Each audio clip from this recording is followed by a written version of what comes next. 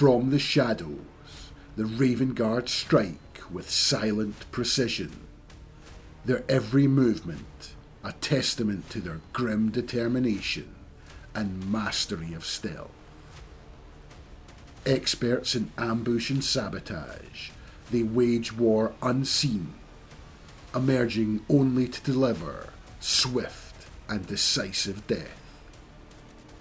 In this Grimdark painting tutorial, we'll explore the battered, camouflaged armour that blends into the desolate battlefields they haunt and the ominous presence that makes them so feared.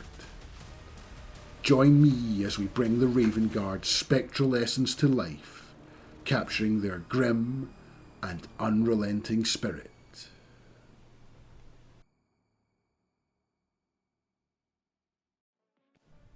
Hey guys, welcome back.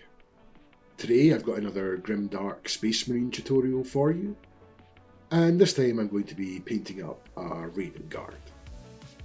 And as much as I'd like to tell you that I kitbashed this model myself, it is in fact just a STL which I found online and 3D printed myself. And as with most 3D prints, this model has a much more unique and interesting pose than the standard Games Workshop model, and also comes with a winged jump pack, which is perfect for the Raven Guard. And if you're wanting to know where to get this STL for yourself, just let me know in the comments down below and I'll try and point you in the right direction. But getting back to the painting, the first step before I actually prime the model will be to add some pre-damage with a sharp hobby knife. And I'm just going to use this to create some dents and scratches across all of the armour panels. And once I feel like I've got enough battle damage added, I'll then prime the model with black spray primer.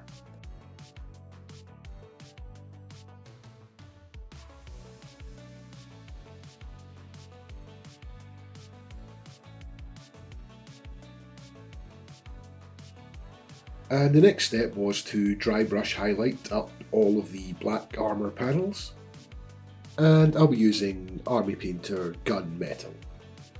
And the nice thing about using silver to highlight up black is that it doubles up as both a highlight and also looks like a bit of battle damage as well. But it is important that you don't go too heavy with the dry brushing here, as you still want the model to read as black. So I just start off very lightly with a small amount of paint on my brush and just work up from there.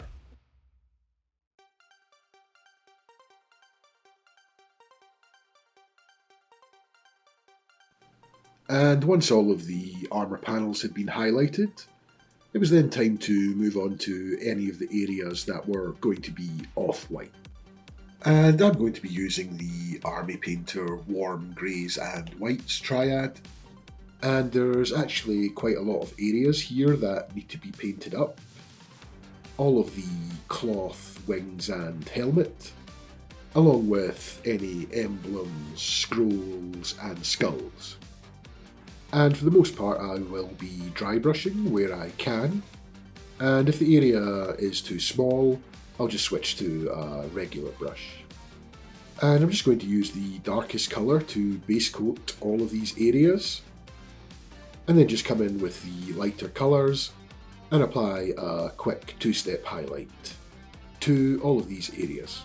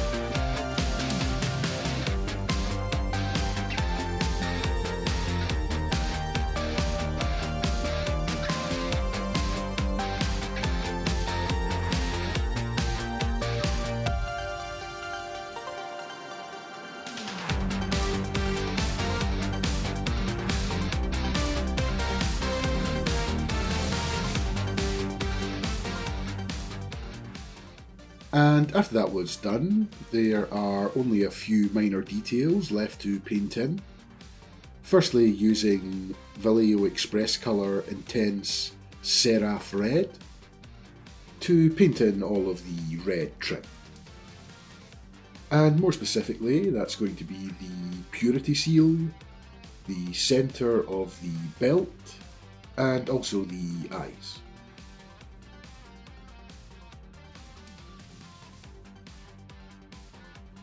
And then I'm going to be using Vallejo Express Mystic Blue just to paint in the plasma coils in the gun.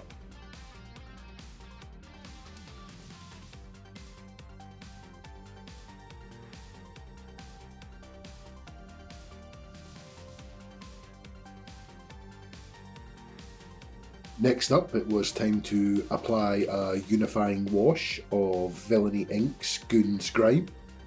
However, when I went to my bottle, I realised that I had run out, and all that was really left was a really thick goop at the bottom of the bottle, which seemed to be very heavy on the grime and a little bit light on the binder.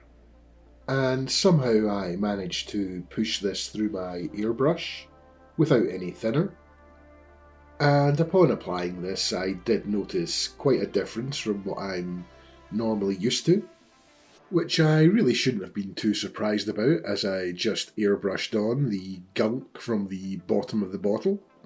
It seemed to apply on fairly thick and dry almost instantly. However, I persisted on with it and moved on to the removal process. And I just followed the usual process of using a little bit of white spirits on the tip of a makeup sponge, and then just use this to wipe away any of the enamel wash from any of the highlight areas.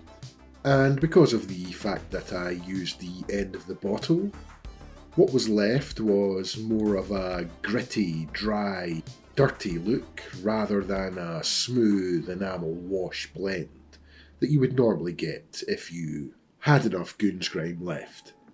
But in actual fact, it wasn't the worst look in the world, and I quite liked the gritty, dirty look that it left behind. It wasn't intentional, but it's definitely workable.